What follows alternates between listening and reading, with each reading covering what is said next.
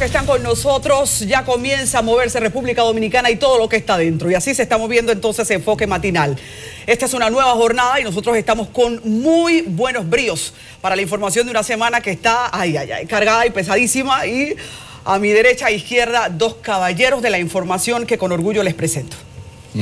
Muy buenos días, todo un inmenso placer, compañeros, un inmenso placer, país, estar aquí de regreso a mi casa. No hay deuda que no se cumpla. Y entonces aquí estamos en esta nueva versión de este programa Enfoque Matinal que va a apostar a la pluralidad, como siempre y más que nunca. En ese sentido, yo quisiera pedir al compañero Nelson Rodríguez que por favor, yo creo que es en un acto de justicia y en una solicitud de réplica no solicitada, que por favor nos dirija algunas palabras, porque yo creo que a partir de todo lo ocurrido es de rigor ciertas aclaraciones. Bienvenido, hermano, bienvenido. Bienvenido, Ais, Pablo, amigos televidentes, nos estaremos viendo a esta hora. Le pedí a ellos y a la producción unos minutos que creo pertinente porque mi nombre ha estado sonando estos días en buenos y en malos términos, y creo que es de justicia que aclare cómo llego yo a este canal, que no llegué para este programa en específico. Yo recibí una llamada, por ahí comenzó el contacto con CDN a principios de junio, los primeros días de la segunda semana de junio. Me llamó Manuel Estrella, mi amigo, y me dijo que quería que yo entrara a su canal. Yo, efectivamente, Manuel, vamos a hablar. Él aprovechó una coyuntura que ya yo estaba fuera de los periódicos. Le dije, pero estoy saliendo del país en 2 días con mi hijo más pequeño, es decir, que hablaremos cuando yo regrese. ¿Cuándo tú regresas? A finales de junio. A los primeros días, el 23 de junio, me llamó Manuel, estaba fuera todavía del país, y me dijo, mira, yo tengo también que salir del país, es decir, que hablamos cuando yo regrese a mediados de julio, pero me dio o me complementó la idea de lo que él quería con mi persona. Es bueno que se anoten las fechas. Efectivamente, luego que él retornó, el 19 de julio, jueves 19 de julio, aniversario de la Revolución Sandinista, no es un dato que sobra, porque Manuel y yo hablamos siempre de esas cosas de los años juveniles. Me reuní con él en su oficina externa y acordamos mi ingreso al canal el jueves 19 de julio como parte de un paquete. Un paquete que va a conllevar la presencia mía en varios programas, es decir, que acostúmbrense a ver este rostro en determinado momento y en determinado programa de CDN, principalmente en la parte del análisis político, del comentario y algunas cuestiones de planta. Acordado el paquete con Manuel, me refirió a Albanelli, comenzamos a reunirnos Albanelli y yo. Recibí una llamada que me reportara el jueves pasado que iba a haber una reunión con el equipo de Enfoque Matinal. Me informaron que iba a entrar yo al Enfoque Matinal, pero la noche de ese día me llamaron que la reunión iba a ser el jueves, sino el viernes. Yo, efectivamente, el viernes, pero desde el jueves en la noche comencé a escuchar una serie de ruidos. Digo, bueno, acerca de mi ingreso a este programa, que venía a sustituir gente, etcétera, etcétera. Yo no vine a sustituir a nadie, no llegué con ese propósito, ni me trajeron con ese propósito al canal. Yo tengo un claro concepto del miserable individuo llamado el esquirol profesional, y no me iba a prestar para sustituir a nadie. Al contrario, vi en buenos términos que íbamos a hacer una reunión con el equipo de Enfoque Matinal. Entonces, primer punto, no llegué aquí a sustituir a nadie. Me enteré el mismo viernes, en medio de muchas bullas, el viernes pasado, que ellos decidieron renunciar, que en una reunión con la directora dijeron que preferían irse, y efectivamente ellos anunciaron el viernes su salida pero precedida de mucho ruido. Dejaron la sensación como que de aquí se paró el decoro y la dignidad. Y vale aclarar que su renuncia fue voluntaria, motus proprio, como se dice. Yo lamenté que ni siquiera pude conversar con ellos. Debimos reunirnos el jueves cuando me convocaron, o tal vez el mismo viernes. Ellos hicieron uso, su libre albedrío, de un derecho de decidir en qué medio trabajan, y la empresa también hizo uso de su derecho de decidir quiénes personas trabajan en su canal, cómo quieren complementar un equipo. La idea era que yo entrara, dar más dinamismo y ese tipo de cosas. Entonces yo creo que ambas partes ejercieron un derecho. Él de irse, o sea, nadie le dijo que se fuera, ni lo presionaron, ni lo combinaron a que se fuera, y la empresa a fortalecer su programación. El ejercicio de ese derecho de la empresa, de ley contractual, eso no tiene nada con presiones, nada que ver con presiones gubernamentales, y mucho menos con cortapisa a la libertad de expresión y difusión del pensamiento. Entonces queda claro, mi ingreso al canal forma parte de un acuerdo con el presidente de la empresa, y tampoco tiene que ver con que llegué a sustituir a nadie aquí. Hubiese sido, creo, muy conveniente que yo ingresara y ellos estuvieran aquí. Excelente escenario. Dicen que yo venía a representar el gobierno, la voz del gobierno, los intereses del gobierno. Muy bien. Estaría yo en minoría porque serían 3 contra 1. Entonces, en gran desventaja. Pero ellos optaron por retirarse. Creo que no fue una decisión justa, sensata. Si lo hicieron conscientemente estuvo mal. Si fue inconscientemente también. Si fueron asesorados por personas con ese criterio de que aquí va a venir gente del gobierno, también es un error. Lamento mucho porque creo que con la partida de ellos se perdió un buen escenario, pero además gana terreno, gana cuerpo en el país una tendencia muy dañina. ¿Cuál es esa tendencia? En instalar en la sociedad dominicana la intolerancia, lo que imposibilita y cierra camino al diálogo plural, a la diversidad. También esa intolerancia está creando un escenario por igual dañino, que es que aquí hay gente que se cree con superioridad moral, que quiere que la gente o la sociedad piense en coro, y no es así, es dinámico. Y para la televisión, para los medios de comunicación, todavía más, porque deben ser de doble vía, debe haber contradictoriedad. No me molesta cómo estuvo antecedida a mi ingreso, aunque sí, para mí personalmente y para mi familia, por eso agradezco a los compañeros que me dejen esta intervención, ha sido muy doloroso escuchar cosas como que vengo pagado por el gobierno, que estoy en la nómina del gobierno, que soy una bocina del gobierno, todos los malos que se puede decir de una persona. Yo digo, bueno, pero será primero que no me conocen. Lo primero que se hizo el jueves fue que me estuvieron buscando en nómina pública, averiguando, y no encontraron nada, pero hubiese sido bueno que me encontraran en una nómina pública, porque yo hubiese defendido el derecho que tiene cualquier profesional de la comunicación a trabajar en el Estado.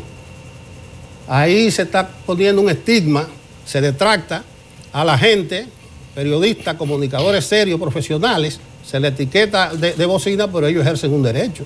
Así como en el Estado trabajan abogados, médicos. Entonces, ¿por qué detractar a una gente de que porque pueda trabajar en el gobierno? En el periodismo, que es una de las profesiones más degradadas, también hay periodistas malos, vamos a decirlo así, pero eso no me asusta porque eso es común a todas las profesiones. Así como hay médicos íntegros, hay otros para lo cual el juramento hipocrático no da para ir al supermercado. Así como hay jueces serios, rectos y honestos, los hay venales. Entonces eso de toda la profesión. Que haya periodistas de ese tipo, eso a mí no me espanta. Lo que me espanta es que gente que me conoce y hasta que no me conoce, se ponga a hablar en términos despectivos míos y lo que involucra a mi persona.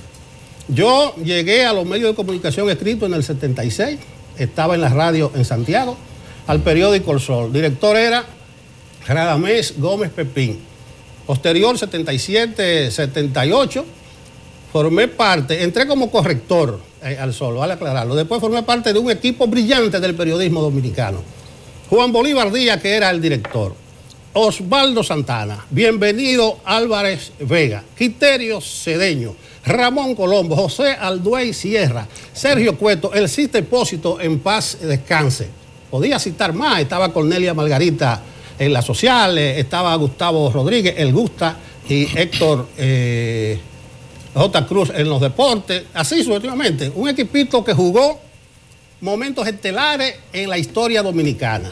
Permíteme una ligera digresión de lo que hizo ese equipo por este país. El 16 de mayo de 1978, recuerdo yo el equipo capitaneado por Juan Bolívar, la noche de las elecciones, con la guardia se tiró a la calle, se paró el conteo de la Junta Central Electoral y ese equipo se la jugó. El titular del Sol fue "El cambio va, PRD barre en la capital", y el juidero.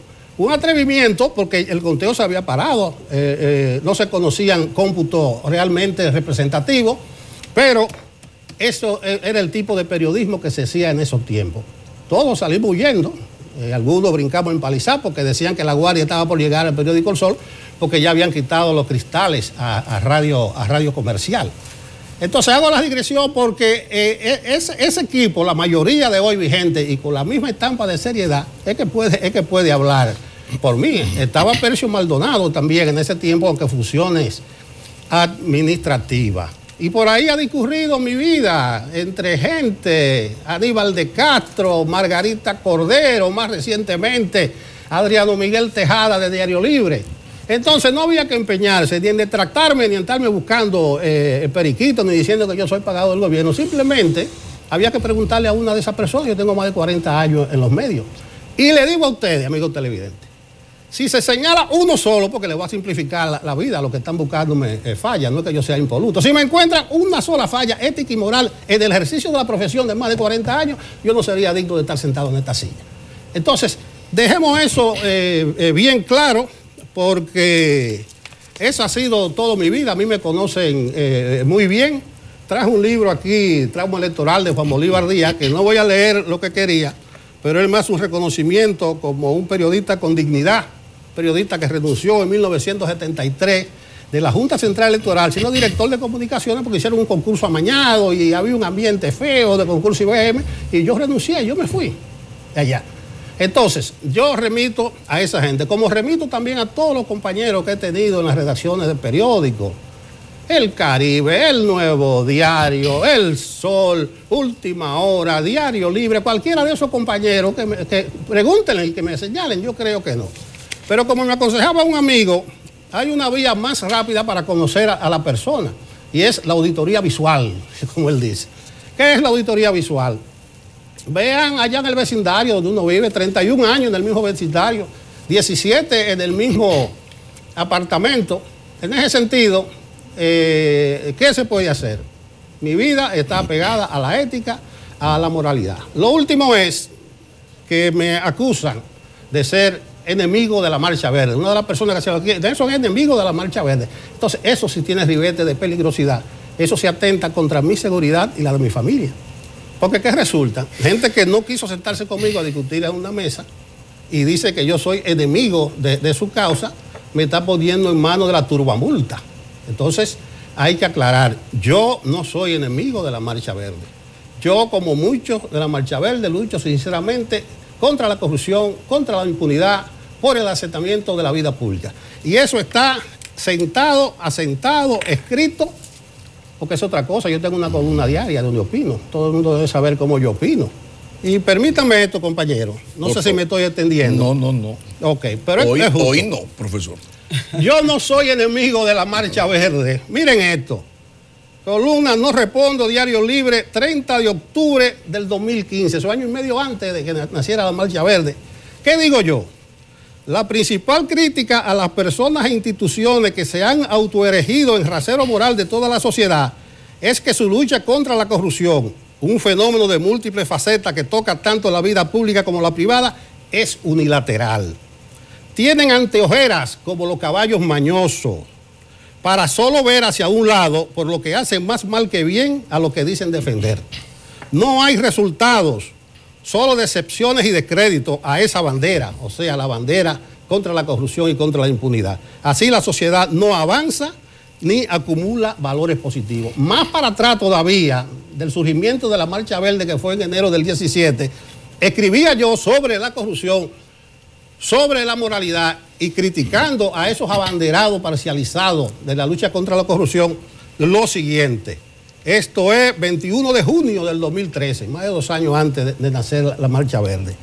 La lucha contra la corrupción ha devenido en una caricatura, en un show mediático, ha sido politizada. Si no está con los moralizadores, usted no sirve, llámese como se llame. Y menciono varios nombres de personalidades que han sido detractadas porque no simpatizan con esa gente. Entonces, yo no soy enemigo de la Marcha Verde y tengo un historial de lucha en este país, un historial de lucha que equivale también a estar en la calle. Lo que yo he dicho de la Marcha Verde, lo he escrito y con esto termino, es que ese lindo movimiento, ese hermoso movimiento, ese emocionante movimiento que comenzó el 22 de enero de 2017 ha perdido su esencia, se ha desnaturalizado, lo han desviado de sus objetivos originales, lo han politizado, lo han convertido en un instrumento, en una herramienta contra corruptos predilectos y además contra el gobierno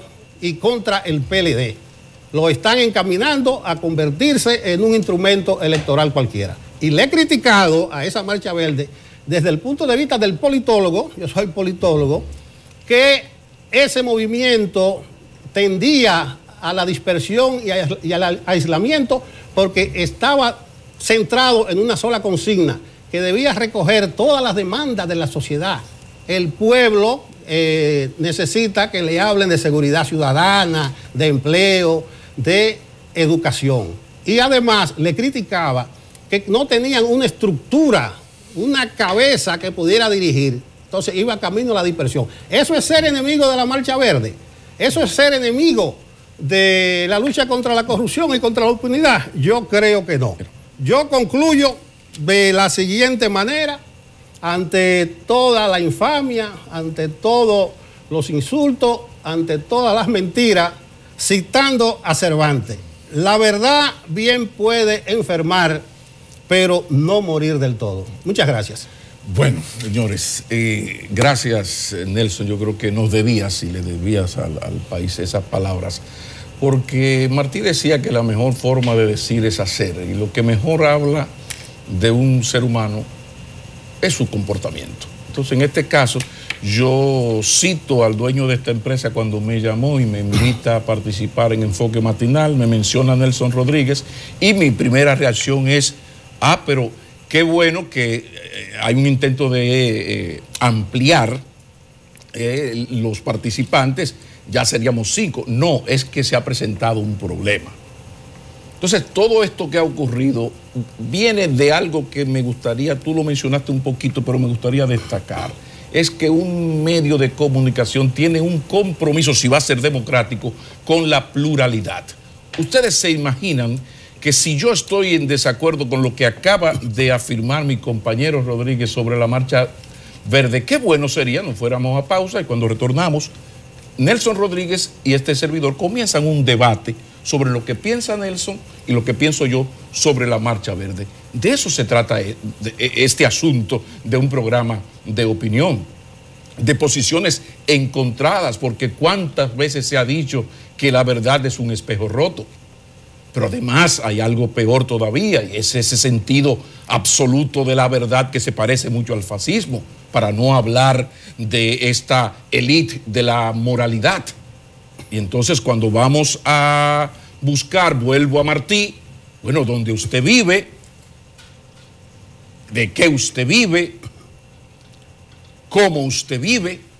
Entonces, en esto lo que ha habido es un intento de ser plural. Aquí habían 3 compañeros, cual de los 3 más amigos míos, incluso una de ellas amiga de infancia, que tienen una posición que posiblemente uno no comparta del todo en algunos matices, pero qué bueno. Y perdónenme la arrogancia periodística, pero yo hace 15 años que tengo un programa en Color Visión los sábados, y este enfoque matinal es un poco una continuación de lo que fue el Boulevard con Pablo aquí. Y aquí todo el que trabaja aquí sabe, y el que ha sido productor de mis programas sabe mis desvelos, no solo por la pluralidad, sino por la objetividad y por el equilibrio. Cuando digo equilibrio, quiero decir que si en mi programa de los sábados, en 2 semanas corridas, fue un señor de la oposición, yo trato de que venga uno del gobierno. Y también viceversa, ¿no? Lo que no significa que uno no tenga preferencias, porque de eso se trata este asunto, de tener posiciones. Ustedes están aquí porque este canal presenta una información y luego presenta a unos señores para que expliquen, analicen y opinen sobre esos hechos sociales. Porque los hechos sociales son una invención, una creación del periodismo. Si no hubiese periodistas, hubieran cosas que pasan. La noticia la creamos los periodistas.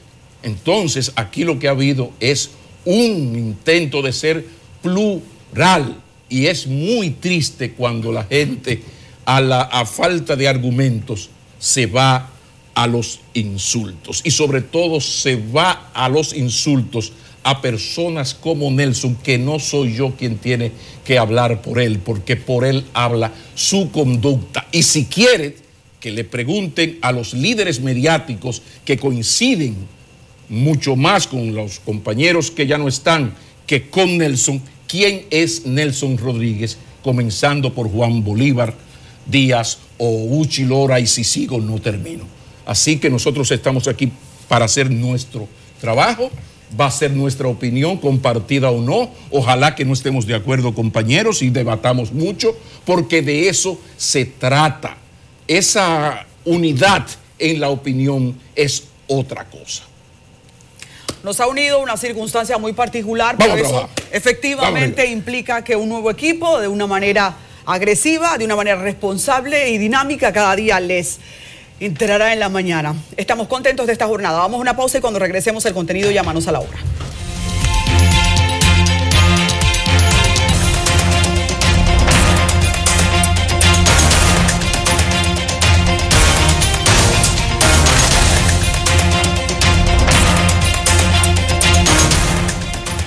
Bueno, nos ha tocado el privilegio de iniciar en una semana que en términos políticos va a estar bastante candente. Hay muchas actividades. Ahí está el PLD, Comité Político, esta noche. Yo le deseo suerte a los PLDistas, aunque simplemente mi punto de vista es que la decisión básica con relación a la ley de partido es ellos reiterar la posición anterior y devolverla para el Congreso, que sea ya, porque ya ellos lo dijeron. ¿Para qué entonces complicar la cosa? Bueno, lo lamentable es que las contradicciones en el PLD han llegado a unos niveles como nunca, y ahora lo que está en peligro es la unidad, y la unidad significa la permanencia en el poder. Leonel Fernández escribió un artículo que ya es memorable, que es el que se basa en los sobrecitos. Entonces parece que a partir de esto hay un dominio del segmento Medina, la parte Medina del PLD, que va a hacer que cuando se vaya por cualquier vía que sea comité central, comité político o congreso, va a terminar predominando la posición de Medina. Ahora, hay dos temores. Primero, el PLD sin la unidad Medina Fernández no tiene 2020, y esas son palabras mayores. Pero en esto hay que decir que el PLD ha llegado a un nivel de desgaste precisamente por su largo ejercicio del poder. Entonces, ¿hasta dónde va a llevar esto? Uno no lo sabe. Quizás uno deba añadir ahí que el PRM sí está jugando su papel de partido opositor. Es decir, la posición del PRM va a ser la que permita achuchar los pleitos de los PLDistas, y uno va a seguir insistiendo en su vieja posición. Si no hay un entendimiento entre Medina y Fernández, el PLD muy posiblemente salga del poder, porque hay el elemento. ¿Cuál es el gran temor del sector Fernández? Si el sector Medina logra las 2/3 partes, porque es una ley orgánica, para aprobar esa ley de partidos con esas características, ya tiene las 2/3 partes para la modificación constitucional y lo dejo de ese tamaño. Ustedes están conscientes de que en este momento nosotros estamos ante una dinámica partidista en la que sin dudas el PLD se está destruyendo a sí mismo, tal como planteamos de hecho fuera del aire. Durante mucho tiempo no había dudas de la hegemonía de un grupo, de una facción del PLD. Ahora, cuando se divide con la indiscutible capacidad estratégica de Danilo Medina, tenemos a un país destruyéndose, destruyéndose él mismo, porque tiene a un partido que se está destruyendo él mismo y automáticamente sabotea muchos proyectos importantes con los que tiene que impactarse la nación. Cuando nosotros hablamos del partido de poder, estamos directamente hablando de lo que influye en la vida nacional, y por eso discutirlo siempre genera tanto interés. La preocupación de lo que pasa en el partido de gobierno definitivamente también juega el horizonte de hacia dónde va República Dominicana. Tenemos una oposición en este momento que comienza a reinventarse, porque tenemos un PRM apostando con una nueva dirigencia a nuevas estrategias. Con lo que teníamos antes, yo creo que era muy difícil conseguir ver el espectáculo de autodestrucción del PLD. Pero lo que esta semana está por darse definitivamente también es algo de gran expectación. La reunión del comité político, en donde Danilo tiene una mayoría que ahora va a aplastar, o así se entiende, definitivamente a su contendor, a Leonel Fernández. Tiene también que en este momento estar generando una crisis de identidad en el leonelismo. ¿Qué pensará Leonel cuando ve todo esto? Miren, señores, Pablo decía algo, que debe haber entendimiento entre Danilo y Leonel, si no hay problema, y tú vas y decías que va camino a la autodestrucción. En la reunión de esta noche también está el tema de sustituir a Félix Bautista y a Díaz Rúa como el de finanzas y el de organización. Yo creo que esa sustitución se va a tener que dar, y ojalá que no haya pleito por quién va a ocupar esos cargos, porque un elemento... El pleito va a estar ahí, Nelson. Sí, un elemento de destrucción en el PLD es que no es ya un asunto de percepción, es que hay una creencia muy entronizada y generalizada en la sociedad dominicana de que es un partido corrupto, que es un partido que tiene gente corrupta. ¿Y por qué el PLD no hizo eso antes? Justo en este momento, cuando todo el panorama nacional los observa, bueno, hay dos factores ahí. Primero, que el leonelismo está de capa caída. Y la otra es que hace falta venderle a este pueblo la percepción de que tú te estás susanando. Bueno, lo que pasa es que ahí volvemos a lo que yo decía de Nelson: por sus hechos los conoceréis. El problema del PLD es que el PLD ha gobernado 18 años y no hay un solo miembro sonoro de importancia que haya sido condenado por corrupción, y es imposible, aunque sean los Maquini Ortiz de Banilo, la familia de doña Yolanda, que tú busques y no haya, es imposible. Entonces el PLD ha pagado el precio ético por su éxito electoral, y en ese sentido, ahora que hablamos tanto de Marcha Verde, por eso yo tantas veces, y yo trabajo en una emisora que se llama Sol, donde todo está grabado, escribo en el listín donde están ahí todas mis columnas, donde yo he defendido muchísimas veces la existencia de la Marcha Verde, porque es la Marcha Verde la que ha logrado presionar al gobierno diciéndole: mira, lo que acabas de mencionar, óyeme, hay un problema. El pueblo dominicano tiene una alta percepción de corrupción, y no solo percepción, hay una auditoría visual, hay unas evidencias. Entonces, es a partir del éxito de la Marcha Verde, aquella marcha de 35.000, 50.000 personas reunidas, que comienzan a ocurrir cosas positivas para recuperar el buen camino. Esto de los 3 ojos no cayó del cielo, los expedientes no caen del cielo. No, esto es parte de una preocupación que las encuestas internas del PLD y del gobierno se lo dicen, de que tienen que apurar el paso en el tema de la corrupción, para no hablar, que en otro momento lo tocaremos, que el tema de la corrupción es el tema internacional de moda, el argumento central del Departamento de Estado, y que por primera vez en 40 años de democracia, la corrupción es uno de los 3 primeros temas de preocupación del pueblo dominicano. Déjame ver algo, a ver si estamos de acuerdo o de desacuerdo. Pablo decía que el PRM está haciendo una buena oposición. Tú decías que se está reinventando el PRM. Yo no estoy muy persuadido de que ellos estén haciendo la oposición que tienen que hacer. yo los veo detrás de los acontecimientos, yo los veo sin una consigna, sin un camino definido, además de sus propios problemas. Entonces se quedan a la saga, llegan tarde, llegan después. Entonces una oposición no es oponerse a todo, ni decir no donde el gobierno dice sí. Yo creo que no está bien articulada esa oposición todavía, y quizás con la sangre nueva, la sangre joven que está llegando, se pueda ver en el PRM realmente el verdadero partido mayoritario de la oposición. ¿Saben ustedes que como esta semana justamente tiene que verse la cara del comité político, de alguna manera uno se ve tentado a evaluar esa integración del comité político? Que los periódicos hacen hoy en un ejercicio, algunos en un ejercicio muy claro. 10 tiene Danilo, 10 tiene Leonel, 14 que van donde el viento los lleve. Y cuando una generación como la que ahora se ha vuelto más crítica y exigente en las calles, observa eso, tú dices, es que no hay un enganche para que el dominicano considere al PLD en este momento de tanta inquisición sobre la corrupción.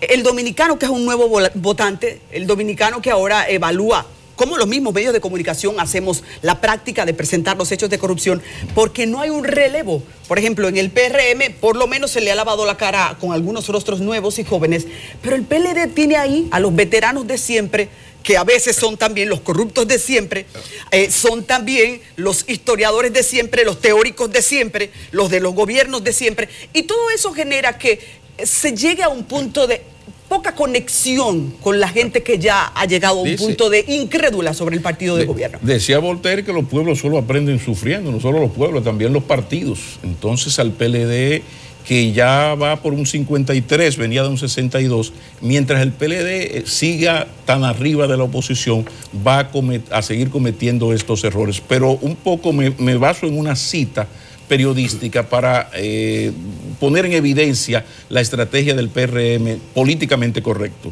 Si el PRM mantiene su posición contraria a que sean los organismos del partido, en este caso del PLD, los que escojan el padrón a utilizar al momento de elegir los candidatos a cargo de elección popular, se dificultaría la aprobación de la Cámara en la Cámara de Diputados. ¿Qué busca el PLD?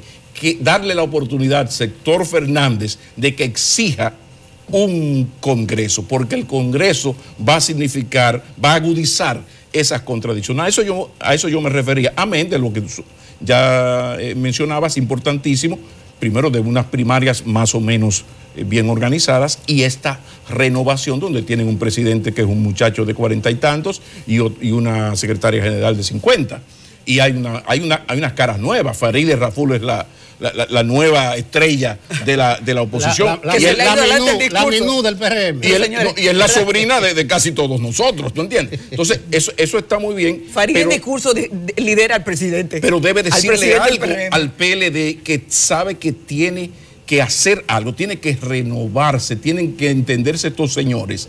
Yo tengo una frase y ya termino. Si el que está quiere seguir y el que estuvo quiere volver, los dos se irán a la oposición. Lo dejo de ese tamaño. Bueno. Ay, señores, fíjense ustedes, nosotros hemos tenido en los últimos días, tanto ha pasado como empresa aquí, como definitivamente también para la sociedad, la denuncia de que un representante consular ha estado sometido a la acusación, al escrutinio en el país en el que representa República Dominicana por haber cometido acoso laboral en contra de una de las empleadas de esa embajada.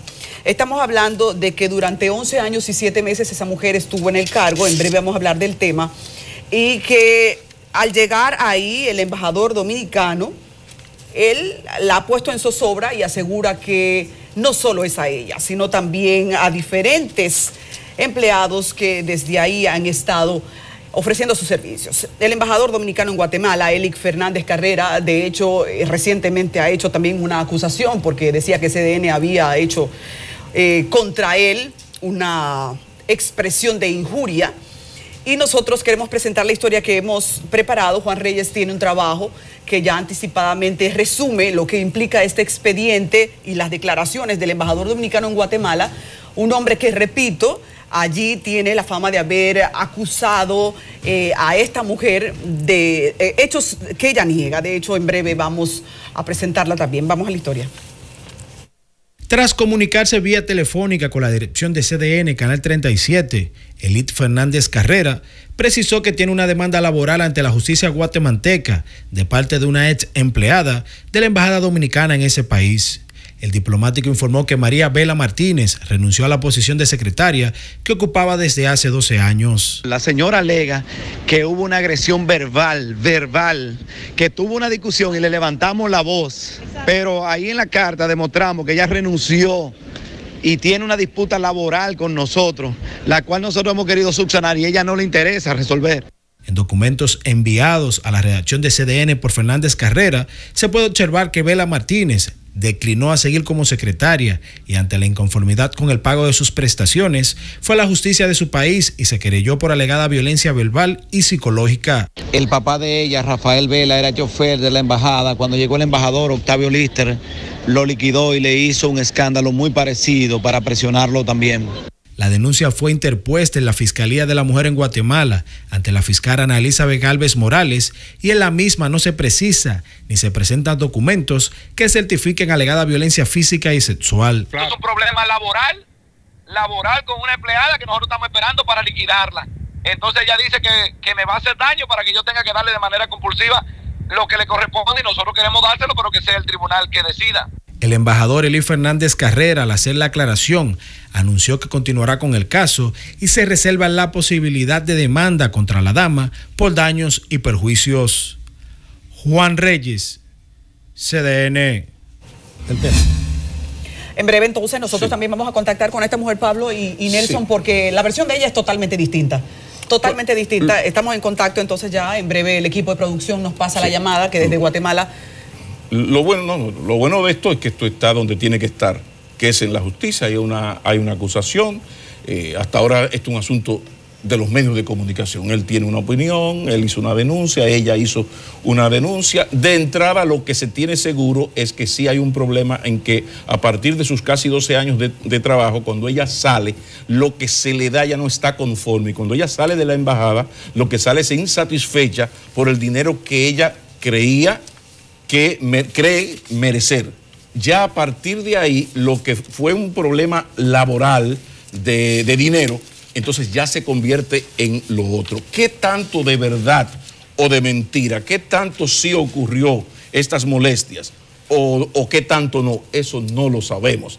En esto la presunción de inocencia es fundamental y lo que yo celebro es que esté en la justicia, pero las posiciones que hay son esas y el argumento central del embajador Fernández es que cuando ella sale de la embajada, la contradicción viene en el dinero, luego aparece el otro elemento. Pero creo son dos que demandas totalmente distintas. Ella está llevando y dos una demandas. más grave que la otra. Definitivamente. Sí, explícale por qué a la gente que yo creo que no te entienden. Sí, bueno, por supuesto que sí, porque no es lo mismo que mi empresa, tú dices que te debo dar 200,000 pesos y yo digo que mis cálculos son 150, a que tú vayas y me denuncies por acoso. En un país que igual que este está ahora mismo viviendo una crisis de género también. Pero hay que aclararle a los televidentes es delicado. Que es acoso laboral, que la gente de una vez entiende otro tipo de acoso.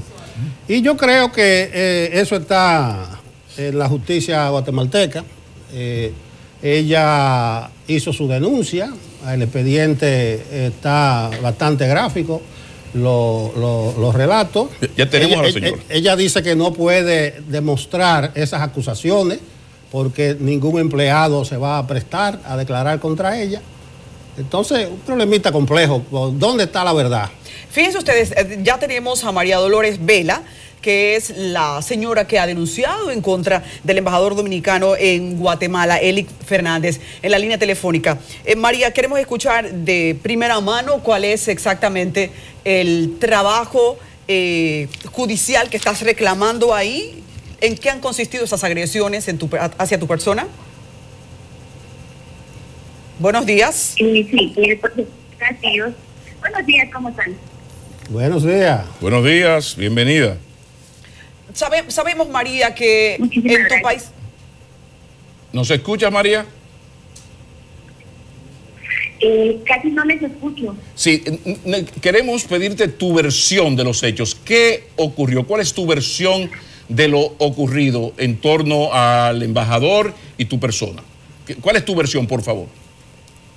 Sí, yo quiero aclarar que son dos demandas totalmente diferentes que yo tengo en contra de él. Una es por agresión verbal, física y psicológica, y la otra es totalmente laboral. Exacto. La física y psicológica es por maltrato. Él me agredía en ciertas ocasiones, me tomaba el brazo y me dejaba moretones en los brazos. Yo nunca me quejé por miedo a perder mi trabajo, porque soy madre soltera, de 4 hijos y tengo que mantenerlos. Por eso pues yo nunca me quejé en ese sentido de ponerle una demanda ni nada. Luego yo me enfermé, tuve que ser intervenida quirúrgicamente y me dieron una licencia médica de 1 mes. Y ese fue el problema que él empezó, porque él no me quería dar el mes de reposo. Y todos los días me llamaba para decirme de que si yo no regresaba, en cierto día él me iba a despedir. Entonces, empezó también a hostigar al médico que me operó. Yo a ese médico no lo conocía, solamente llegué a ese sanatorio por urgencia. Y lo empezó a llamar y lo empezó a amenazar de que le iba a quitar la licencia médica, porque él no tenía que haberme operado, que yo estaba perfectamente de salud. Y él me iba a hacer también una evaluación que le iba a enviar al INASIF para ver si era cierto que me habían operado y que yo también necesitaba todo ese tipo de reposo. Sí. Todavía el médico se comunicó conmigo única vez y me dijo: tu jefe me estaba de llamar y la verdad es que es muy hostigante porque él lo trata a uno mal. Me dijo: si hubiese sabido de la forma de que él se iba a comportar, yo no lo hubiera operado. Me dijo. Bueno, de eso arrancó todo. Y era diario que yo recibía llamadas de ahí de la embajada para hostigarme y decirme de que si yo no regresaba, antes de ese tiempo, que a mí me iban a despedir. Sí, entonces... Como ya bien lo dijo, ¿verdad? Yo no podía quedar un día sin trabajo. Bueno, por eso fue que yo aguanté, regresé nuevamente cuando me tocó el tiempo de regresar, después de la licencia médica. Y el trato fue siempre todo sí. Desde el primer día que él llegó a la embajada, todo sí. Siempre lo maltrataba a uno, le decía a uno que los guatemaltecos somos unos indios, que no servimos para nada, que somos unos brutos, unos estúpidos. Eso fue el trato de siempre, no solamente de esta vez. Sí, María. Lo que pasa es de que realmente uno se manda. Sí, dígame. Sí, no, entonces estamos hablando que en lo fundamental el problema explota con lo laboral. Luego de que se da lo laboral, usted sí se decide, allá esta parte que usted dice, de la parte del acoso, de hablar mal de los guatemaltecos, pero todo a partir del problema laboral. Antes del problema laboral, usted había decidido guardar silencio. Es lo que entendemos, ¿no? Sí, eso fue desde el principio de que él llegó. Él llegó a la embajada el 10 de noviembre del 2014. Desde ese momento el ambiente laboral fue hostil. Pero como les explico, ¿verdad? Yo no me quise nunca quejar ni nada por el miedo a perder mi empleo. Por eso fue que yo nunca me quejé. Pero esta vez de que fue ya después de un proceso quirúrgico y que no me dejó en paz, que todo el momento que yo no pude recuperarme como tenía que haberme recuperado, porque siempre me mantenía nerviosa, qué iba a pasar conmigo, pues me mantenía mal. María, para finalizar, tenemos otra pregunta. ¿Me escuchas? Para finalizar, queremos saber, hace ya prácticamente 2 meses que tú renunciaste, ¿te fueron entregadas las prestaciones laborales? Él a mí no me ha entregado prestaciones laborales. Bien, pues muchísimas gracias. Sí. Él no... Ajá. Entonces, esto tendrá su marcha en la justicia. ¿Cuándo es la próxima reunión, la citación? ¿Cuándo se verán la cara los abogados de ambas partes? Sí. Del proceso que es de violencia física, ese todavía no nos han dado audiencia. No, y el otro, el laboral. En lo laboral, sí, tenemos audiencia para el 20 de septiembre a las 10 de la mañana. María, bueno, ya para finalizar, esta sí me parece vital para poder hacer una proyección judicial. Lo del maltrato verbal será tu palabra contra la mía, hablando de ustedes, pero ¿cómo podrías probar ese maltrato físico? Cuando en algún momento te agredió, ¿fuiste a certificar eso con un médico? Claro, yo tengo testigos, incluso todos los de la embajada saben muy bien el trato que se les da. Y yo no entiendo por qué ninguno ha hecho nada en contra de él, más que todo en decir el trato que tenemos allá. Hasta los propios funcionarios han recibido ese maltrato. María, una última cosa. ¿De qué cantidad de dinero es que estamos hablando? ¿Cuánto es que te deben? Mire, la cantidad que me deben no es una gran cantidad. ¿Cuánto es? La cantidad que yo, que es lo que me queda, son $3,041.89. Ok. ¿Y el cálculo de ellos cuánto daba? La diferencia, porque ellos hicieron una oferta, que es donde viene la contradicción. ¿De cuánto estamos hablando? Ellos me querían dar a mí $2,500 me querían dar. Una cosa, María, en Guatemala no existe el ministerio, su correspondiente, el Ministerio de Asuntos Laborales, porque aquí incluso por internet uno puede poner, trabajé 5 años a 100,000 pesos, me tocan tanto. Allá no hay esa posibilidad de tú ir al ministerio y, miren, si yo trabajé tanto tiempo a tanto, ese cálculo no se ha podido hacer allá en Guatemala. Claro, que yo ya lo hice y todo. Okay. Igual me dieron, solamente que ese monto no lo tengo yo, eso lo tienen en el Ministerio de Trabajo. Eso nos lo darán a conocer el día de la audiencia. Okay. Bueno, muy bien, María, muchas gracias. Es un tema aparentemente secundario, pero resulta que Elin Fernández y nuestra embajada es la República Dominicana en Guatemala. El servicio exterior son temas delicados. Y hay que, ahora yo pienso de alguna manera, escuchar la denuncia que esta mujer hace de que ese embajador tiene un trato hostil en esa embajada. Yo creo que por lo menos en ese aspecto se vale algún tipo de revisión, porque es un servicio y nosotros no somos ajenos. No conozco a Elin Fernández, pero no somos ajenos a que muchas veces funcionarios públicos son muy ególatras, difíciles, explotadores, y yo creo que no está de más que el gobierno se asesore de cuál es realmente la situación allí. Muy temprano hay siempre novedades que nosotros necesitamos informar también a ustedes. Se mueve la ciudad y hay información importante desde la policía. Está Daya Sen en directo con nosotros. Daya, muy buenos días.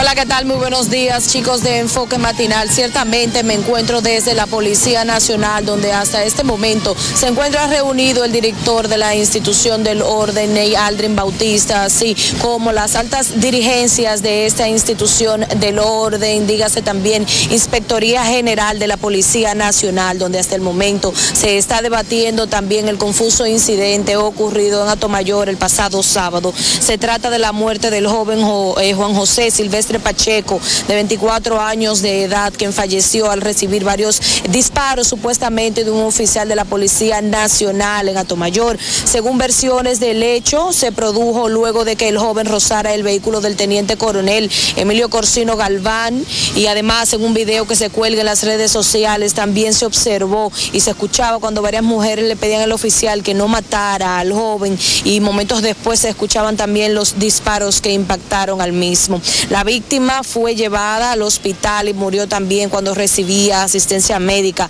en la sala de emergencia del centro de salud.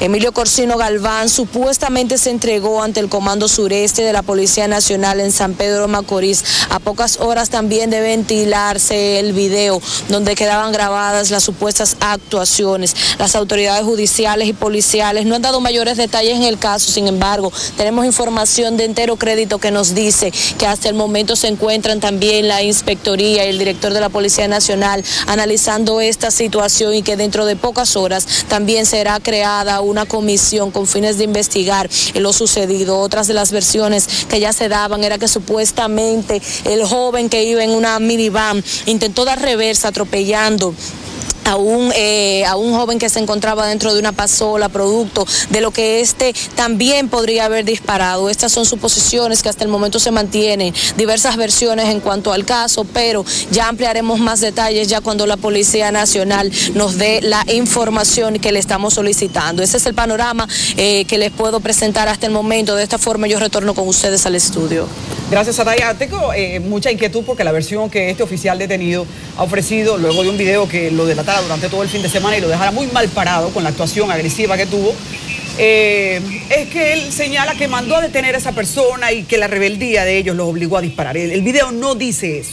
Así que vamos entonces ahora a esperar que la policía pretende dar como su dictamen de investigación. Vamos a una pausa comercial y cuando regresemos me encanta lo que va a pasar porque hay una entrevista principal con un personaje de mucha autoridad para hablar de lo que pasa ahora mismo en el debate opositor. ¿Ibas a decir algo, Pablo? No, que es un dirigente muy querido y alto y un gran vocero del Partido Revolucionario Moderno. Lo dejo de ese tamaño. Un hombre al que le pica la lengua. Me encanta entrevistar y participar y ver entrevistas de esta especie. Un hombre que le gusta hablar. Devuelve. Devuelve, sí. No baraja pleito el señor. No baraja pleito. Venimos ahora.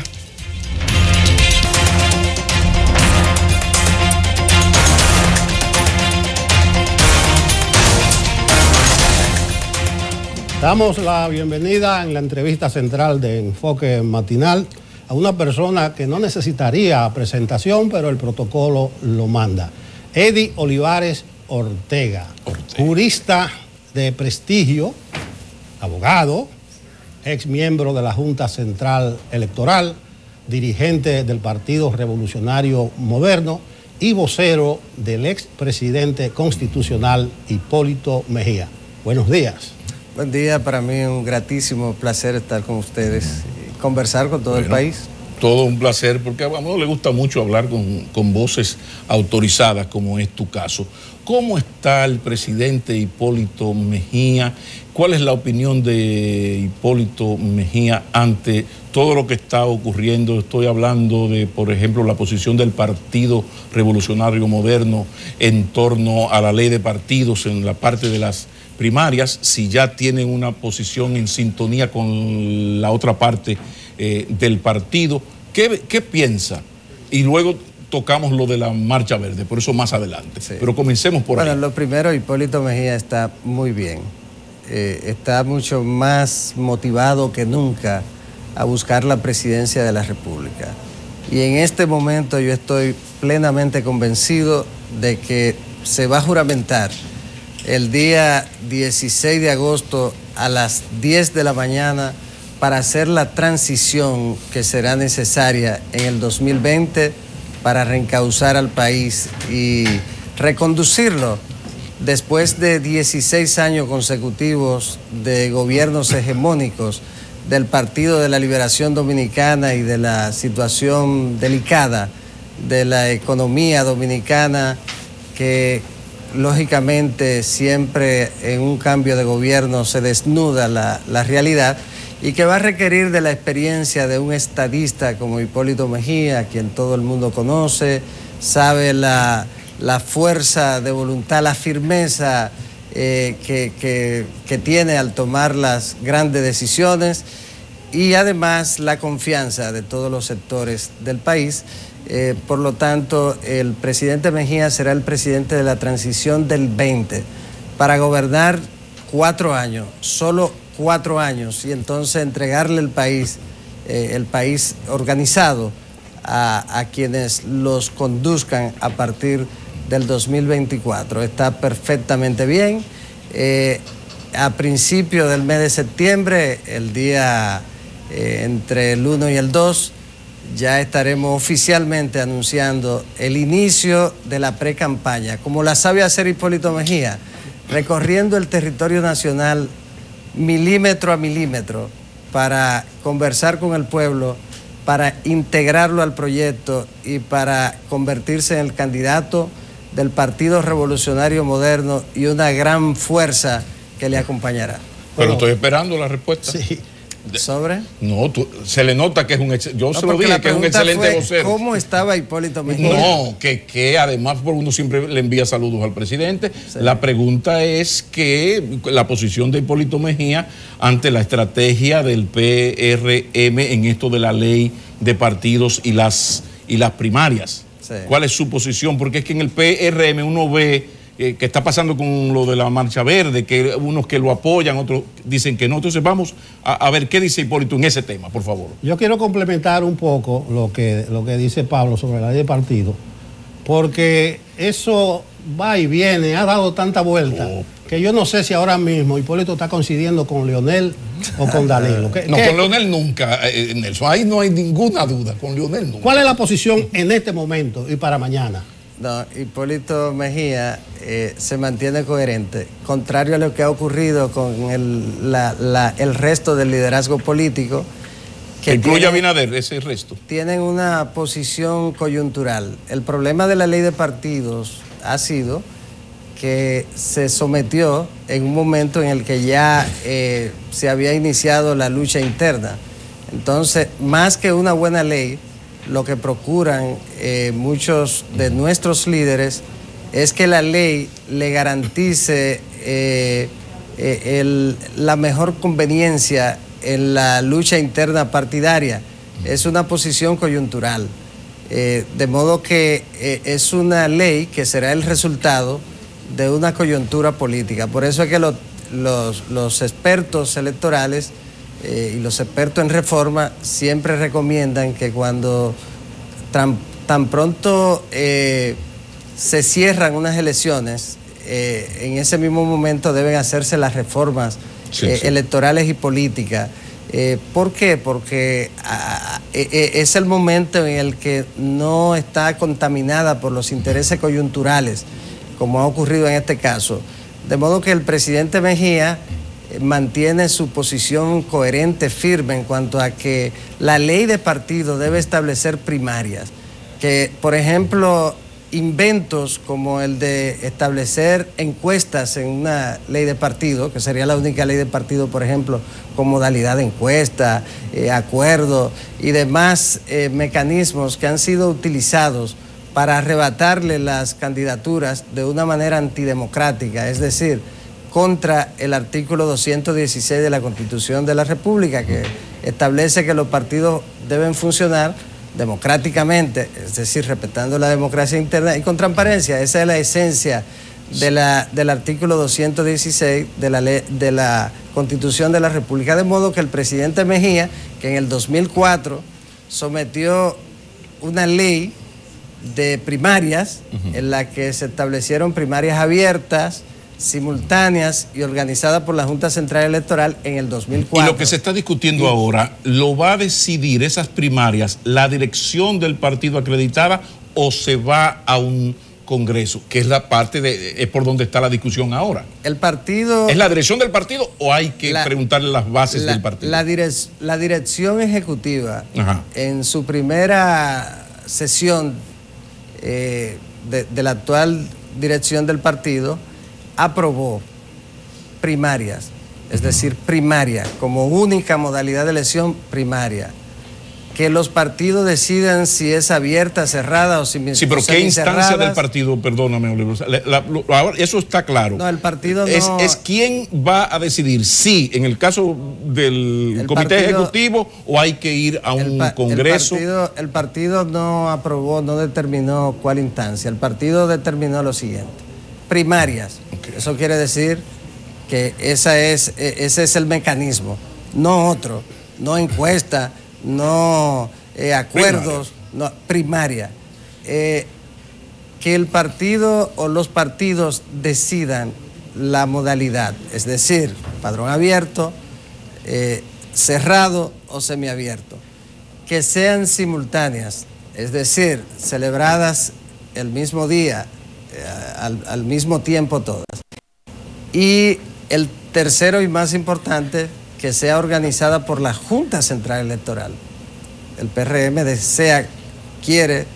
tiene la intención, el interés de que sean organizadas por la Junta Central Electoral. Esa es la posición del Partido Revolucionario Moderno, de su dirección ejecutiva al día de hoy. Perfecto. Bueno. Magistrado, vamos a hablar de un temita un poquito complejo. La participación o el llamado a participación en la marcha del 12 de agosto que ha hecho el PRM. Hubo un atisbo de diferencia entre Pablo y yo al principio, que él decía que el PRM tiene una oposición articulada o algo así. Yo digo que lo veo detrás de los acontecimientos. Eso lo vamos a dirimir en el aire, no va a ser en el parqueo, aquí. ¿Qué es lo que yo estoy viendo? Que el PRM como que no tiene un norte definido, no tiene consigna precisa. Como que anda detrás de los hechos y se suma. La Marcha Verde es una estructura, incluso el PRM no puede suscribir muchas de las consignas de la Marcha Verde. No me refiero a la corrupción, a la impunidad, sino a consignas que resienten los mecanismos institucionales de la democracia para llegar a elecciones. ¿Cómo usted valora ese tipo de llamados? ¿Usted cree que es una oposición real y efectiva y que le señala un norte al partido? El partido acordó iniciar una etapa en la que se irá al seno de la sociedad para reclamarle al gobierno hacer o no hacer, en función de la conveniencia del pueblo, las cosas. Algo que el partido entiende que el gobierno no está haciendo bien, reclamar que la haga bien. Algo que está haciendo mal, reclamar que no lo haga. Esa es la esencia de la protesta y de los movimientos de protesta. Entonces, los movimientos sociales, como es el caso de Marcha Verde, la esencia es esa, y es un derecho constitucional, un derecho humano. En el caso del partido, se aprobó el partido realizar actividades, el partido, como es natural. Los partidos tienen tres funciones principales. Una, la presentación de las candidaturas a los cargos de elección popular. Es la principal función de los partidos políticos. Le presentan los candidatos al cuerpo electoral, a la sociedad. Otra, gobernar en caso de ganar las elecciones. Otra función importantísima es hacer oposición en el caso de perder las elecciones. Y esa oposición se hace de diversa manera. Los partidos la hacen desde el Congreso Nacional, en nuestro caso, y también la hacen a través de actividades de protestas también. La sociedad tiene una forma de reclamarle a los gobiernos, que es a través de las protestas, y eso ocurre del siglo XIX, de una manera ya organizada. Nosotros entendemos, en el caso ya personal, mi criterio como en el ámbito académico, y ya lo he escrito siempre, es que ese rol de la sociedad es un rol separado del rol de los partidos políticos. Es el derecho legítimo y conveniente para una democracia. Una sociedad dormida, una sociedad anestesiada, como estuvo durante muchos años la dominicana, es una sociedad con un profundo defecto democrático, porque el contrapeso para el gobierno más auténtico es el de la sociedad, cuando le dice, no me gusta eso que tú estás haciendo, debe cambiarlo, o eso que tú estás haciendo está mal por tales razones y queremos que se cambie. Entonces viene la protesta social, y eso es necesario en una democracia. Y los partidos políticos pueden hacerlo de las dos maneras. Yo pienso que hemos avanzado en ese sentido. En cuanto a la pregunta ya concretamente, el partido, esa parada que se hizo en el sábado, sí fue aprobada por el partido, forma parte de ese movimiento de apoyo, o mejor dicho, de jornadas de apoyo al movimiento de protesta. Sí. Esa es la realidad. O sea porque una cosa, ¿por qué estaba Abinader en esa actividad del sábado y Hipólito no? Mucha gente decía, es una cosa de partido, no de aspirante a la candidatura. ¿Qué pasó ahí? El presidente Mejía ha dicho que y ha manifestado que apoya las protestas sociales. Él está de acuerdo, lo ha hecho público, pero se trata de un expresidente, un estadista con una posición muy clara, una visión muy clara sobre la sociedad, sobre cómo debe conducirse, asumiendo su responsabilidad de expresidente, y en consecuencia no ha participado de ese tipo de actividad. Próximamente habrán convocatorias del partido, exclusivamente de jornadas partidarias, y entonces ya veremos en ese caso. En cuanto a las movilizaciones que organiza el PRM, hay unidad de criterios entre Abinader e Hipólito, ahí no hay inconveniente. Donde quizás está la diferencia, y tú lo estás admitiendo en el sentido de que por un asunto de una disciplina, si el partido decidió apoyar públicamente y sumarse a la Marcha Verde, hay una disciplina partidaria, pero se ve como un error. Esta parte es donde, no es donde estamos Nelson y yo en pega, porque yo lo que hacía el reconocimiento al PRM era en cuanto a la posición, que me parece muy correcta, de la ley de partidos y las primarias, que es un poco no perder oportunidad de meterle cizaña y de ponérsela cada vez más difícil al PLD, que si ellos se quieren morir de éxitos, pues dejarlos que se mueran. Pero en cuanto a lo de la Marcha Verde, no es un grave error y algo que no agradece la Marcha Verde, porque antes del PRM, partido mayoritario de la oposición, que perdió pero con un 36% y ha crecido, ya a partir de ese apoyo, si antes de ese apoyo la Marcha Verde reunía 25,000 personas, era un exitazo. Ahora le pone el listón demasiado alto a la Marcha Verde, además de que la Marcha Verde, aunque hay diferentes posiciones, en la esencia tiene una posición antisistema de partidos, que incluye al PRM. Sí, el partido decidió el concepto. Que gobernó 2000-2004 con otro nombre. Pero para decirlo exactamente, el partido decidió acompañar a la Marcha Verde, así es como se decidió, acompañar a la Marcha Verde en su jornada que desarrollará en este mes. Entonces, ha sido un acompañamiento. Sin embargo, la decisión ha sido apoyar este movimiento social, el apoyo en función de una cosa es saludar, perdóname, es que una cosa es saludar una acción y otra cosa es participar. Yo recuerdo las sentadas frente a la OISOE de esa sociedad civil que todo el mundo veía muy bien ante lo que había ocurrido en OISOE, pero resulta que a la segunda protesta se aparece el PRM al frente y daña las cosas, porque ya le da el tufo partidario a un movimiento, en el caso de la Marcha Verde, que se autodefine como cívico, no partidista, es un ciudadano. Movimiento, hay diferentes maneras de darle apoyo. Por ejemplo, esa parada de alguna manera moviliza a gente, contribuye, pero ese es un evento de Marcha Verde, no del Partido Revolucionario Moderno. El Partido Revolucionario Moderno ha decidido acompañarlo. Yo pienso que es una actividad positiva. El presidente Mejía, por ejemplo, en ese caso, ha sido coherente y ha manifestado públicamente su simpatía con este tipo de actividad de protesta social. Como un estadista demócrata que es él, considera este tipo de actividad como conveniente, como saludable para la democracia.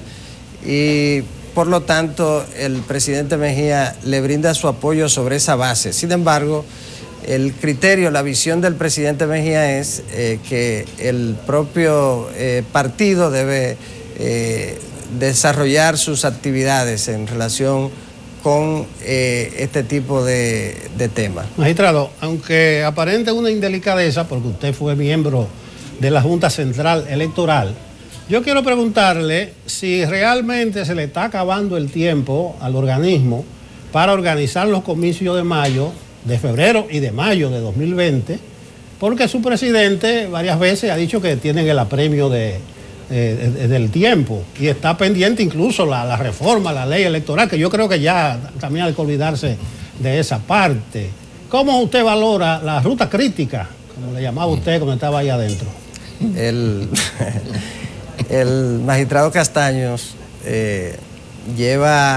fue presidente en el periodo 2006-2010, luego retornó ahora como presidente y antes del 2006 había sido miembro de la Junta Central Electoral. Es decir, tiene una experiencia única en lo que tiene que ver con la organización de procesos electorales. Yo pienso que la Junta Central Electoral organizará de una manera correcta, sin traumas, las elecciones del 2020, tanto las municipales como las presidenciales y congresuales, que están separadas por 3 meses de diferencia, y a lo que yo me opuse en el 2010, cuando se hizo la reforma, pero en ese momento yo era solo, porque todo el mundo decía que había que cambiar eso, Pablo recuerda, claro. Y fui al Senado, y en el Senado planteé mi oposición a esa modificación de la Constitución. Bueno, hay una situación en términos de plazos que la Junta tendrá que ajustar en ese sentido, porque tenemos una ley electoral que no ha sido sintonizada, armonizada con la Constitución del 10, lamentablemente. Una muestra de la violación permanente de los gobiernos del Partido de la Liberación Dominicana a la institucionalidad democrática. La primera reforma orgánica que manda la Constitución, que debió hacerse en el mismo 2010, fue la de la Ley Electoral 275/97. Entonces, esa ley no está hecha para 2 elecciones separadas por 3 meses, porque su diseño era para elecciones separadas por 2 años. Entonces, ahí hay un inconveniente que hay que buscar la forma de corregir, pero yo confío plenamente en que la Junta Central Electoral montará unas buenas elecciones, y voy más lejos. Yo estoy absolutamente convencido de que en caso de que finalmente se determine que la Junta organice las primarias de los principales partidos políticos, también lo hará bien, y contribuirá eso significativamente con la preservación y el fortalecimiento del sistema de partidos. Magistrado, yo voy más lejos, porque hay una pregunta que se la tengo guardada para más adelante a Hipólito Mejía, a Abinader, o al vocero de Hipólito Mejía cuando lo volvamos a invitar, es si el PRM va a aceptar ir a unas elecciones con las características de las anteriores en cuanto a inequidad y el nivel de desigualdad, el nivel de irregularidad, sobre todo eso de la no adaptación de la ley electoral a la Constitución. Pero esa pregunta no puede ser ahora porque falta demasiado. Mi pregunta es, ¿y estos amores del presidente Hipólito Mejía con el jefe del Estado, con el que distribuye los sobrecitos en este momento, que no es Leonel Fernández? ¿Cómo se explica que un hombre que aspira a la presidencia tenga tan excelente relación, trate tan bien al jefe del Estado, que tiene altas posibilidades de ser el candidato por una modificación constitucional, pero al mismo tiempo trate de manera tan dura a un Leonel Fernández que ya no reparte los sobrecitos? Llama la atención la dureza hacia uno que no reparte sobrecitos y está abajo, y el excelente tipo de relación que mantiene Mejía con el presidente Medina. ¿Qué se puede explicar? Y me estoy refiriendo a que ya van 2 o 3 duras que le suelta el presidente Mejía a Fernández, y con Medina más amor no puede haber, más cariño no puede haber. ¿Qué explica esto, por favor? El presidente Mejía va a ser presidente de la República y tiene su propia estrategia. A nosotros no nos dirige absolutamente nada más que nuestra estrategia de caras a ganar las convenciones del Partido Revolucionario Moderno, como estamos absolutamente convencidos que lo vamos a lograr, y ganar las elecciones en el año 2020. Nosotros... Y no hay temor a la fábula de los toros. En relación con los amores que usted señala. No, una amistad, que Dios se la bendiga, un cariño. No hay tal amor. una relación mejorable, quiero decir, una relación mejorable. ¿Es bueno o malo para la democracia que los líderes tengan una buena comunicación? Bueno, ¿Eso es bueno o es malo? Es malo en la medida en que se nota una gran virulencia hacia otro líder importante y un gran respeto, consideración y ayuda en algunas circunstancias al jefe del Estado, líder del PLD. Está lo siguiente, por ejemplo, en el tema de la ley de partidos, sí, que la gente ha dicho, bueno, han coincidido. Ha coincidido Danilo Medina con Hipólito Mejía, porque quien tuvo una posición muy clara en relación con el tema de la primaria en el 2004 fue Hipólito Mejía, y quien ha coincidido con Hipólito Mejía es Danilo Medina. En lo otro, algún nivel de comunicación que se ha producido en algún momento entre ellos, de coincidencia, eso es normal. Es más, te voy a decir lo siguiente. No es normal que en medio de una campaña yo visite a una acción del presidente y la salud en medio de una campaña. La República Dominicana tiene dos expresidentes. El presidente Fernández, el presidente Hipólito Mejía y un presidente. Lo normal en una democracia es que los presidentes inclusive consulten a los expresidentes. Eso ocurre en cualquier democracia. ¿Y qué se explica la virulencia? ¿Qué explica la virulencia contra Fernández, magistrado? ¿Por qué? El presidente Fernández es un precandidato con mucha posibilidad de ser presidente de la República. Pero menos que las del presidente Fernández Medina, que reparte los sobrecitos. El presidente Medina, hay que estar claro, porque el presidente Medina no puede ser candidato para el 20. Si se modifica la Constitución, sí. No hay condiciones para modificarla. No hay el presidente Fernández tiene primero un impedimento constitucional.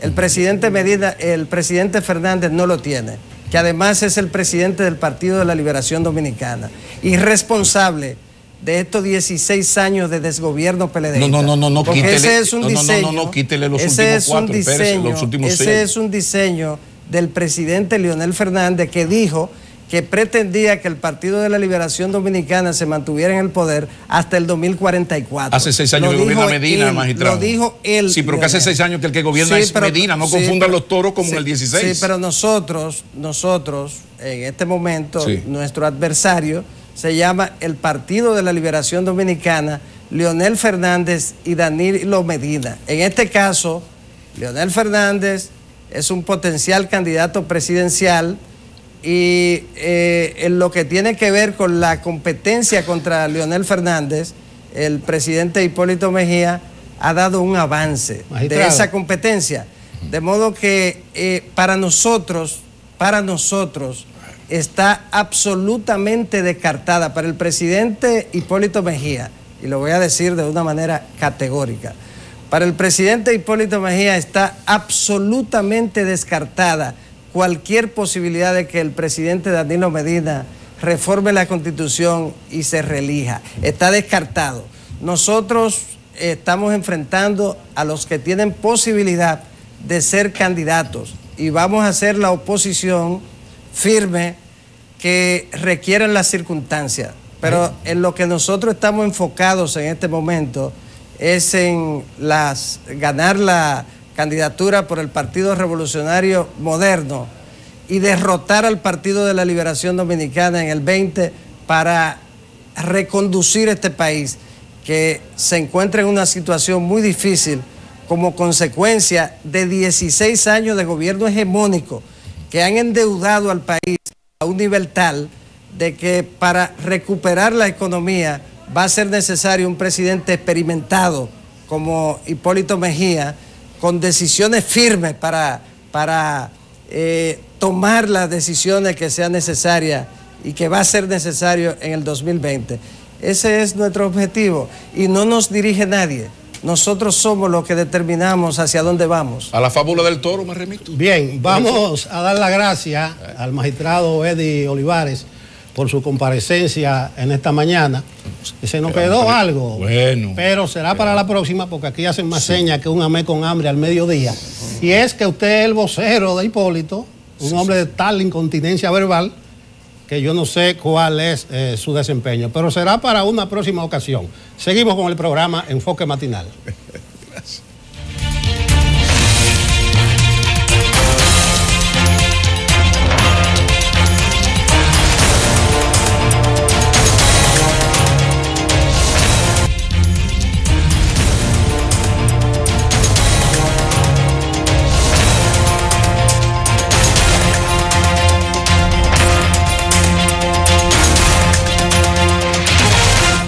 Señores, yo creo que usted ahora tiene que prepararse para escuchar en la mañana de todo, definitivamente, porque mis oídos ya han comenzado a escuchar de todo. Estoy frente a Marcos Barina, me dice que le encantan las ciudades enfermas y tuvo que explicarme lo que es una ciudad enferma. Bueno, un urbanista sabe explicarlo. Hola, ¿cómo estás, Marcos? Muy bien, muy bien, muy bien. Buenos días. Bienvenido al nuevo enfoque matinal, ¿eh? Bueno, bienvenido. No, yo te estoy dando la bienvenida a ti. Ah, ¿tú ves cómo que te pasas? ¿Cómo que te pasas? Claro, yo llevo un año parándome en este sitio y diciéndome que no me mueva mucho, porque me muevo mucho para adelante y para atrás y me salgo del marco. Ha sido el día del urbanista y del urbanismo. ¿Santo Domingo es realmente una ciudad enferma? ¿Sigue siendo pese a los cambios que nosotros estamos viviendo? Bueno, mira, yo no creo que Santo Domingo sea una ciudad enferma. Enfermas son las autoridades que la administran.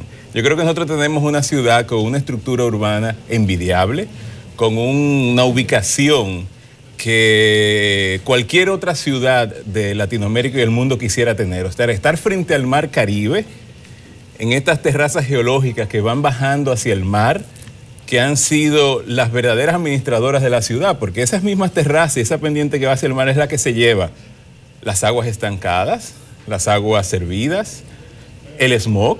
Si no fueran por esa condición privilegiada de ubicación que tiene esta ciudad, nosotros no viviríamos tan bien, entre comillas, como vivimos ahora. Pero la otra cara de la moneda es que tenemos ciudades con calles céntricas, una ciudad con calles céntricas que se congestionan cuando hay lluvia porque no hay un drenaje y mucho caos urbano que tiene que ver también con el tránsito y con el mismo asentamiento de las urbanizaciones y barrios. ¿Cómo eso se puede interpretar? Porque años luz después de haberse ya construido la ciudad, nosotros vivimos en un caos. Claro, pero fíjate que tú estás hablando de un caos de cómo se administra la ciudad.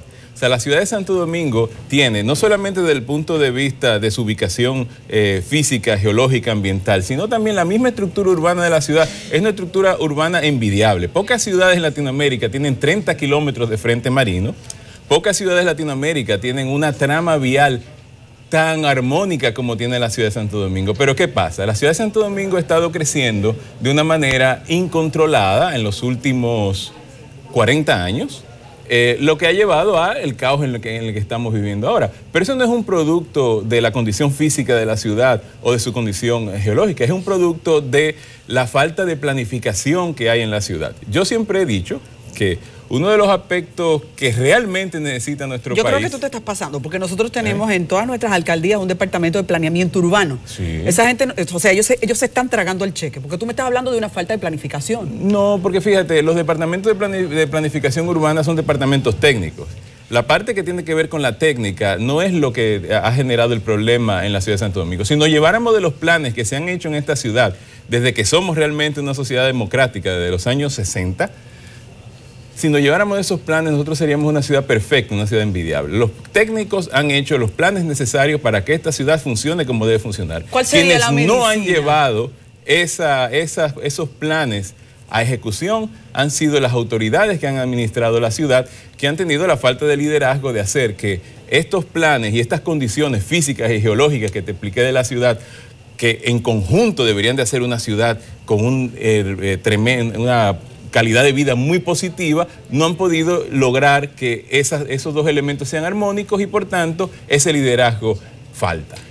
Yo les dije a ustedes que antes de comenzar la entrevista él me dijo que les gustaban las ciudades enfermas, entonces hablando de ciudad enferma, ahora yo creo que para el cierre de este bloque necesitaríamos escuchar de parte de un urbanista como tú, que me encanta como me lo planteaste fuera del aire y tu capacidad. ¿Cuál sería la medicina desde tu punto de vista? ¿La medicina para la ciudad enferma? Sí, para esta. Bueno, para nuestra ciudad la medicina es poder encontrar, entender que la ciudad de Santo Domingo ha dejado de ser una pequeña ciudad y se ha convertido en una metrópoli. La ciudad esa que conocemos, que conocieron nuestros padres y que nosotros llegamos a conocer cuando pequeños, una ciudad armónica, pequeña, donde todos los servicios eran accesibles, ya no existe. ¿Por qué? Porque ha crecido a convertirse en una metrópolis de 4 millones de habitantes y entendemos que algunas ciudades fuera de los límites políticos de la ciudad, dígase San Cristóbal, Jaina, Guayacanes, son partes ya del continuum urbano. Entonces, ese gran crecimiento de la ciudad hace que la ciudad deba ser administrada de una manera diferente. Hace mucho tiempo la administración de la ciudad dependía de una sola persona, dependía de un solo ayuntamiento. Ahora depende de 11 ayuntamientos que deben entender que la ciudad debe funcionar de una manera mancomunada. Por tanto, esa capacidad de administrar la ciudad en cuanto a diferentes líderes que la llevan necesita un nuevo liderazgo, un liderazgo que no dependa de administradores precarios de los recursos existentes de los municipios, sino de gestores de territorio. Marcos, muchísimas gracias por estar con nosotros. Es un tema amplísimo al que todavía hay que picarle más, pero ahora es tiempo de continuar en la dinámica de Enfoque Matinal. Vamos a una pausa.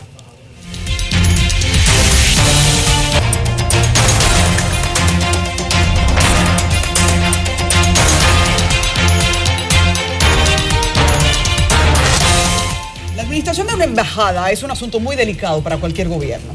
Por eso nosotros en el día de hoy le dedicamos tiempo a la discusión y demanda que ha recibido el embajador dominicano en Guatemala, Elic Fernández. Escuchamos vía telefónica a la ex empleada que justamente lo acusa de agresión física, verbal y psicológica y de un maltrato laboral también por la falta de la remuneración del dinero que por concepto de prestaciones ella debió recibir a estas alturas. El señor Elic Fernández está con nosotros ya vía telefónica. Creo que es muy atinado escuchar su versión también. Así que le escuchamos, embajador, a propósito de esta denuncia que deja muy mal parado el rol que usted está desempeñando ahí. ¿Cuál es su punto de vista? Un abrazo, Adi, ¿cómo estás? Pablo Maquini, Nelson Rodríguez. Buenos días, Eli. Señor embajador. Un abrazo para mi amigo. Ahí tengo a alguien que me conoce hace 22, 23 años, que es Pablo Maquini. Sí, señor. Sí, señor. Hermano, de verdad que, Adi, poniéndote un poco en contexto a ti, a Nelson, la Embajada de la República Dominicana en Guatemala, sin lugar a dudas, es una de las embajadas más dinámicas del servicio diplomático. Cabe destacar que allá hemos logrado la supresión de visados para los dominicanos, la regularización migratoria de todos los dominicanos que están allá, el 99.9%, pero además es el único país donde hay una gran comunidad dominicana que no hay un preso. O sea, es una embajada totalmente exitosa. En el tema que no compete, que es la relación laboral, ustedes tienen una carta en pantalla. Bueno, primero quiero agradecerte la llamada de la señora, me alegró muchísimo, gracias a ustedes, porque en primera instancia se había dado, Pablo, la connotación de un acoso sexual. Esto es muy peligroso, Pablo. ¿Cuál es, Eli, embajador? Embajador. Que es un acoso sexual verbal. Sí. Embajador, nos gustaría escuchar la versión, su versión de los hechos. Ya aquí hablamos con la señora María Vela Martínez. Gracias, entonces sería bueno, ¿cuál es la versión de Elic Fernández de todo esto? Hay dos instancias, la parte laboral y la parte de acoso. Escuchamos. En la parte laboral, la señora María Dolores, por razones de salud, ustedes si pudieran proyectar la carta al coordinador sería muy bueno, renuncia y dice, agradezco a ustedes la confianza depositada. Entonces la señora María Dolores no comunica que por razones de salud el día 11 de junio tiene que dejar la embajada. Yo converso con ella y le digo, no, usted es una persona muy preparada, no ha costado 9 años prepararla y nos gustaría que mejor usted se tome su tiempo en términos de los estudios médicos que debe hacerse, cualquier tratamiento que debe hacerse, y nosotros esperamos por usted. Luego ella me dice que lo va a pensar y unos días después dice definitivamente que no, que se tiene que ir de la embajada. Nosotros aceptamos en términos amigables y entonces le dijimos que en un día o 2 días le llamábamos para sus prestaciones laborales y tenemos el cheque por el monto de que debemos liquidarla. Pablo, desde el día 11 o 12 de junio estamos tratando de que ella venga a retirar su cheque. Pero hay algo, embajador, hay algo, embajador. Ella dice que ella fue al ministerio correspondiente y que le tocan unos 3.041 dólares. La embajada, le pregunté, me dice que la embajada, un momentito, ya termino. La embajada le ofrece, creo que me corregirás, unos 2.800 dólares, minutos más, minutos menos. ¿Esto es así? ¿Estamos hablando de que todo esto se ha armado en lo fundamental por 300, 400 dólares? Escucho. ¿A quién le cabe en la cabeza que un embajador, mi querida Disculpo, Nelson, se va a buscar un problema por 300 dólares? Eso no le cabe en la cabeza en lo absoluto a nadie. Que venga a buscar 4.000, que venga a buscar 5.000, porque el problema no es laboral. Nosotros depuramos esta embajada, había muchos funcionarios que quizás cobraban sin trabajar, y hicimos una limpieza y eso nos ha generado mucha adversión de ciertos sectores que pudieran estarla alentando a ella. Inclusive tú ves que lo que ella dice es que hubo una agresión verbal, que yo difamé. Ningún funcionario, yo tengo 22 años en la administración pública, 15 años como general y diplomática, soy diplomático de carrera. A mí, yo lo que lamento que este daño que está tratando de hacérseme, porque ayer se dio la connotación, principalmente en los medios de Multimedios del Caribe y CDN, de que se trataba de un acoso sexual. Esto es muy preocupante. Hoy ella ha aclarado en este programa, en El Sol de la Mañana, y otros que le han contactado, que ella la acusación era una agresión verbal, que en ningún momento esa señora con 4 hijos sufrió con ningún tipo de agresión de tipo sexual con el embajador Fernández, que era la connotación que mucha gente quería hacerle. Y entonces nosotros estamos dispuestos, la hemos llamado en innumerables ocasiones, hoy desde las 8:05 de la mañana, hora de Guatemala, que son las 7:06 acá, estamos llamándola a las 8 para que venga a reiterarle todos los días que venga a buscar sus prestaciones laborales, que inclusive le agregue el 20 o el 30% de lo que ella alegue, porque de verdad, Alburgo, nadie va a creer que por $300 Nelson Rodríguez, un embajador se va a buscar un problema innecesario. Embajador, pero ustedes se dan cuenta que ella pudiera estar siendo alentada por gente que procura hacer daño quizás a personas, porque de verdad que ustedes dicen, pero ven acá, y terminó amistosamente y quiere irse, reciba sus prestaciones y se terminó. No, aún ella diciendo, a ustedes le dijo que estaba enferma, sigue con este proceso tratando de dañar. O sea, ella no está haciendo esto solo, hay gente alentándola.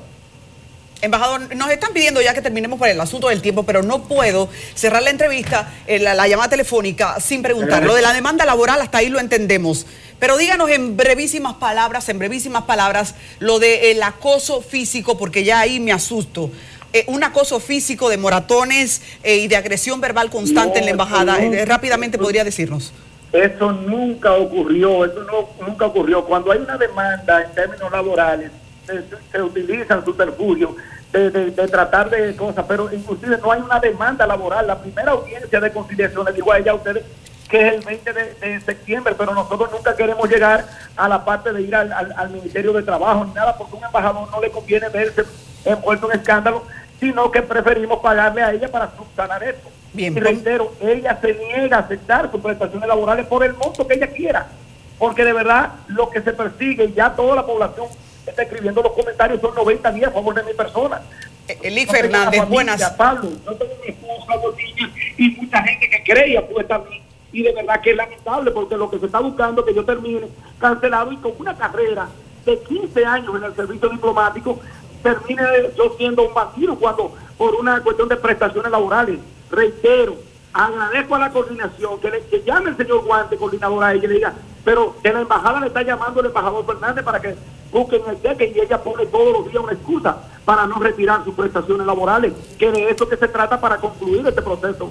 Entendemos. Muchísimas gracias al embajador dominicano en Guatemala, Eli Fernández. Un abrazo. Es una respuesta propicia a un debate, a un tema que genera un conflicto, vamos a decir circunstancial, porque ahora deberá la justicia en ese país determinar. Señores, esto se pone cada vez más bueno. Ha llegado la jornada del día de hoy al final.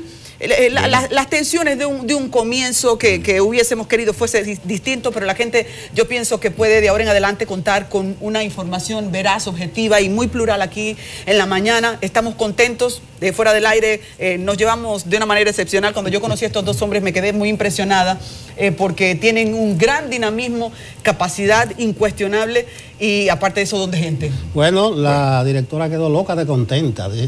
Que trending topic todo el tiempo. Buenos días. Hay que agradecer, señores. Como uno decía hace muchísimo tiempo y reitera, mañana va a ser otro día, van a ocurrir otros hechos y CDN y el Enfoque Matinal van a estar aquí con su equipo para explicárselos y contárselos. Sean felices. Buenos días.